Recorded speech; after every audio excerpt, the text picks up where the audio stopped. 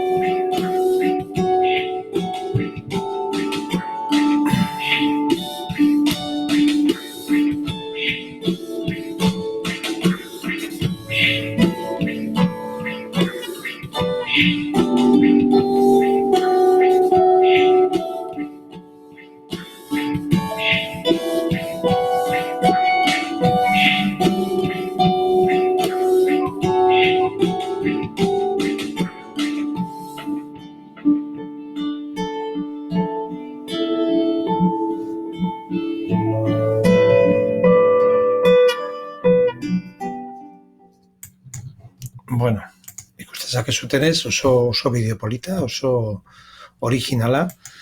Gurea ez da horrelakoa izango, baina, antzekotasun handiak izango ditu. Ziurrenik sartuko ditut, testua gazteleraz, euskeraz, ingelesez edo frantsesez, aukera daukagun, zuen irudiekin eta zuen ahotsarekin. Hori da ideia.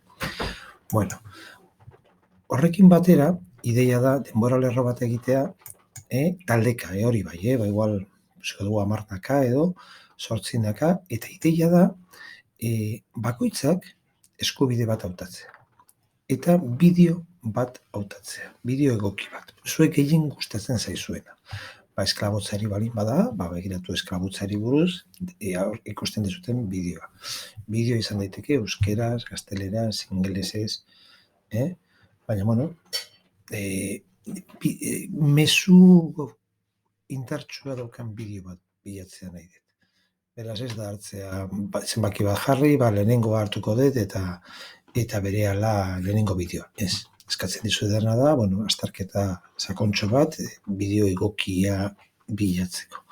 Eta gero jarriko zaituzte taldeka, hurrengo egunerako denbora lerro bat denon artean egiteko, eta azaltzen diren eskubide guztiak. Ados? Hau izango da egin behar dugun plana. Venga, aurrera.